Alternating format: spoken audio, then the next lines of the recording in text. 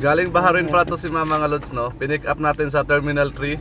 Nagpahatid siya sa Orani, Bataan. First time natin makarating dito mga Lods. Medyo masikip lang. Kasi na to. Kaya na to. Kakayanin mo?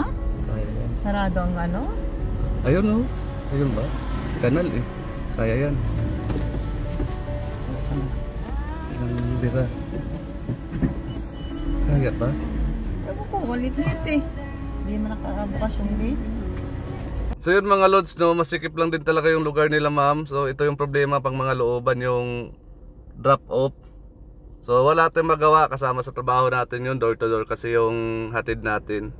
Mahirap naman pag umatras tayo, napakalayo ng atrasin natin. So kaya pinilit na lang natin dito maniobra.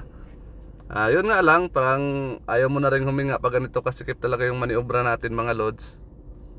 Emergency lang din kasi itong uwi ni mga Lods, no? Nagpadritso na talaga siya ng Orani, Bataan.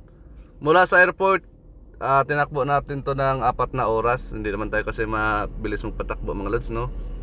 Dahan-dahan lang naman. So yun, gusto ko lang magpasalamat sa inyo mga Lods na patuloy niyong pagtitiwala sa serbisyo ko. Maraming salamat sa inyo mga Lods, and lalo na sa mga OFW pala natin dyan. God bless.